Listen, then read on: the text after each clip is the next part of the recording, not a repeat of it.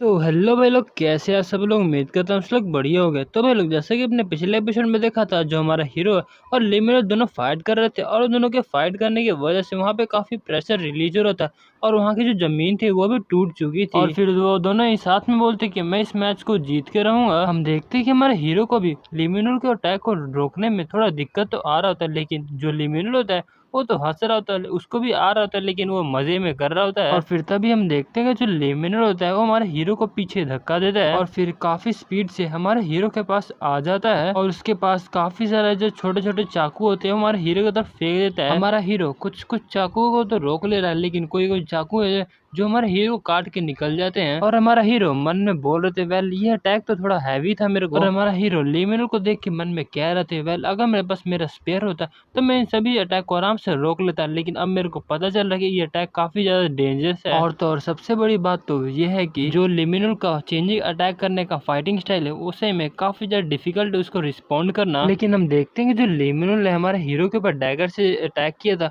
हमारा हीरो ने रोक तो लिया था, लेकिन उसको हाथ में काफी ज्यादा चोट लग गया था। और हमारा हीरो मन में बोल रहे थे, लेकिन पता नहीं क्यों मेरे को काफी अजीब सी फीलिंग आ रही है। ऐसा लग रहा है कि अगर मैं इस गेम को हार भी जाता हूँ तो भी कोई बड़ी बात नहीं है, और मेरी जो बॉडी अब पहले से काफी ज्यादा फील लाइट हो रहा है। अगर मैं जीतता हूँ कोई बात नहीं, अगर मैं हार भी जाता हूँ तो भी इसमें कोई बड़ी बात नहीं है, लेकिन फिर भी मैं अपना हार्डेस्ट ट्राई करूंगा इस मैच को जीतने के लिए जितना मैं हो सके। और हमारा हीरो कह रहा होता है कि क्या आज से पहले मेरे को इतनी इंजॉयबल फीलिंग हुई है किसी से फाइटिंग करते हुए। और फिर हमारा हीरो लेमिनल को बोलता है, मेरे ख्याल से जो भी तुम वेपन इस्तेमाल कर रहे हो वही तुमने अपने मास्टर से सिर्फ सीखा है। और फिर वही जो लेमिनल होता है हमारे हीरो के पीछे आ चुका होता है और बोलता है हमारे हीरो को, पहले ये थोड़ा जल्दी हो गया तुम्हें सरप्राइज होने के लिए। और फिर जो लिमिनल होता है वो हमारे हीरो की तरफ कुछ फेंकता है, लेकिन जो हमारा हीरो होता है उसको डॉज कर लेता है। और फिर हम देखते हैं जो लिमिनल है उसने एक स्मोक बॉम्ब को फेंका हुआ था गाइस, उससे धुआं धुआं हो जाता है। और जो हमारा हीरो होता है वो ये देखे कि लिमिनल ने उसके सामने डस्ट फेंका है, इसे कुछ समझ नहीं आ रहा होता है। और फिर हम देखते हैं जो लिमिनल होता है उन डस्टों में गायब हो रहा होता है और फिर वो हमारे हीरो के सामने ही गायब हो जाता है। और ये देख के जो हमारा हीरो होता है वो काफी शौक हो चुका था। और वहीं पे हमारे हीरो मन में बोल रहे थे, अच्छा तो इसको स्टील टाथ भी आता है। गाइस मैं बता दूं, जो स्टील टाथ है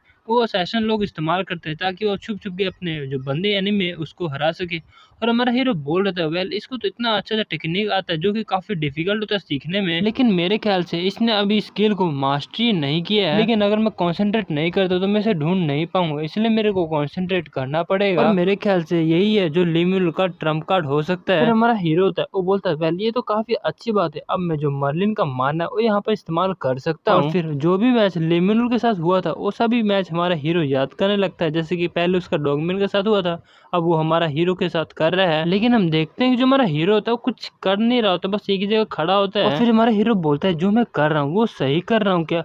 वेल गाइज मैं बता दूं कि हमारा हीरो को भी अच्छी तरह से मर्लिन के बारे में जो लेक्चर है उसके बारे में समझ नहीं आया है। और हमारा हीरो बोल रहे थे कि ऐसा नहीं है कि मैं अपने आप पे बिलीव नहीं करता हूँ। और फिर हमारा हीरो मन में बोल रहे थे, जब मैंने लिमिनल के फाइटिंग स्टाइल को देखा तब मेरे को एहसास हो गया कि मेरी जो फाइटिंग स्टाइल है वो उससे काफी पीछे है अभी। और गाइस तभी हमारे हीरो को मर्लिन के लेक्चर के बारे में समझ आने लगता है, जहाँ पे मर्लिन बताया जाता है कि एक लर्निंग करना काफी अच्छी चीज होती है, लेकिन अगर तुमने लर्निंग को ही अपना हैबिट बना लिया तो ये तुम्हें काफी ज्यादा मुश्किल होगा अपने प्रोग्रेस रेट को इंक्रीज करने के लिए। और जो तुम्हारा सेल्फ एक्सप्रेशन है वो भी बाद में नहीं दिखेगा, क्योंकि लर्निंग कुछ ऐसा नहीं है जिसकी वजह से तुम एक्सप्रेस कर पाओगे अब दूसरों लोगों के सामने। अच्छा मुझे ये बताओ, आखिरकार तुम कितने लोगों के सामने कितने देर तक अपने आप को एक्सप्रेस कर पाओगे जबकि तुम पूरी तरह से शांत हो। और वहीं पे हमारा हीरो मन में बोल रहे थे, अच्छा मैं ये समझ रहा हूँ कि ये जो माना ये मर्लिन का माना नहीं बल्कि मेरा माना है। और वहीं पे मर्लिन बता रहा होता है कि तुम कभी भी सेटिस्फाई नहीं हो पाओगे मेरे बस छोटे से लेक्चर की मदद से। और वहीं पे मर्लिन बता रहा था कि जो लर्निंग है वो बस मेथड है तुम्हारा डिस्कवर करने के लिए सेल्फ एक्सप्रेशन को। और वहीं पे हमारा हीरो बता रहा था कि अच्छा ठीक है, अब मेरे को लगता है मेरा खुद का मेथड इस्तेमाल करना पड़ेगा। और गाइस तभी हम देखते जो हमारा हीरो होता है वो मर्लिन के इंटेलिजेंस का इस्तेमाल करने लगता है, साथ में जो चियोन का सेंसिस होता है और शियांगू का पावर होता है वो तीनों कंबाइन करके उसका इस्तेमाल करने लगता है। और भाई लोग वहीं पे आप एक चीज तो भूल गए, जो सिद्धार्थ गौतम का इम्पर्टुएबल माइंड है, मतलब इस कभी ना टूटने वाला माइंड, वो भी हमारा हीरो मिक्स कर लेता है। और फिर वहीं पे हमारा हीरो बोल रहे थे कुछ ऐसा जो कि किसी से बिलोंग ना करता हो बल्कि वो मेरा हो। और भाई लोग तभी हम देखते हैं जो हमारा हीरो था उसकी आंखें ब्लू से अब जो गोल्डन होती है वो हो जाती है। और फिर हमारा हीरो अटैक करने के लिए आ जाता है और उसका जो ऑरा होता है वो ब्लू से अब गोल्डन में कन्वर्ट हो जाता है। और हम देखते हैं हमारे हीरो के पास से काफी पावरफुल ऑरा रिलीज हो रहा होता है। उसको देख के वो बंदे होते हैं वो काफी शॉक हो जाते और बोल रहे थे क्या ये तो ऑरा ब्लेड है। और वहाँ के लोग काफी शॉक हो चुके थे और बोल रहे थे क्या लेकिन ये तो सेंस नहीं बना रहा है। और वहीं पे लोग बता रहे होते इवन जो ट्रेंड हंटर होते हैं उनको भी माना ब्लेड बनाने के लिए काफी टाइम लगता है, लेकिन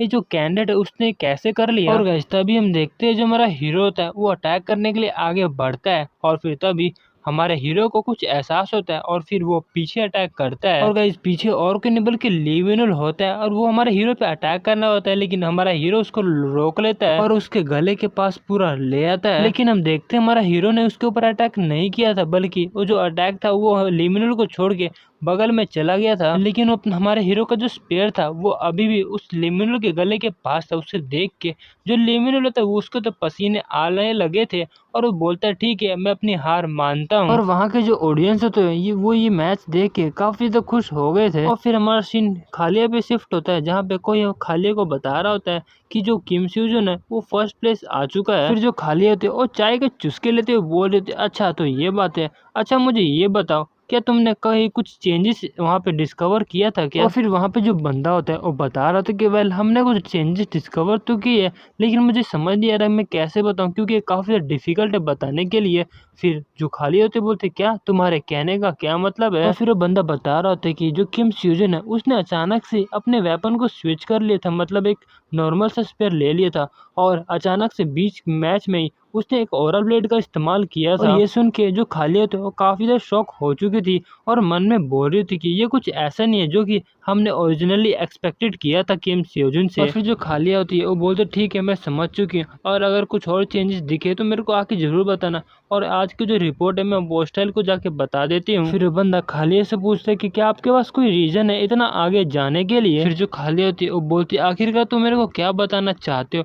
फिर वो बंदा बताता है कि मैं समझता हूँ कि जो किम स्योजुन है वो नॉर्मल से थोड़ा हट के और वर्दी है हमारे स्काउटिंग के लिए, लेकिन जब कोरिया के अंदर 10 स्टार डंजन का ब्रेकिंग न्यूज़ हुआ है उसी दिन से जो कोरिया का एसोसिएशन है वो काफ़ी सारे इन्वेस्टिगेशन करने लगा है और हमें ये प्लान काफ़ी समय से बना रहे हैं। लेकिन मेरे को ये समझ में नहीं आ रहा है कि हम इतना आगे क्यों जा रहे हैं, वो भी सिर्फ एक सिंगल से कैंडिडेट की वजह से। आपको तो पता है ना कि अपोस्टल ऑफ टेम्पस ने हमें क्या कहा था कि लेकिन तभी जो खालिया होती है वो बोलती है कैलकस। फिर वो बंदा खालिया की आवाज़ सुन के वहीं पे चुप हो जाता है और फिर हमारे खालिया से माफ़ी मांगने लगता है, बोलता है मुझे माफ़ कर देना। और हम देखते हैं जो खालिया होती है वो अभी भी कंफ्यूजन में होती है और फिर जो खालिया होती है वो कुछ पुरानी बातें याद करने लगती है जहाँ पे एक बंदा होता है जो खालिया को बता रहा होता है कि खालिया मैंने सुना है कि कोरिया के अंदर कुछ डंजन में चेंजेस हुए थे, क्या ये सच है। फिर खालिया बोलते कि हाँ ये सब कुछ सच है। और फिर वो बंदा बोलता है कि खालिया मैंने ये भी सुना है कि वो जो डंजन चेंजेस हुए थे उसको किसी ने सॉल्व कर दिया उसका इशू,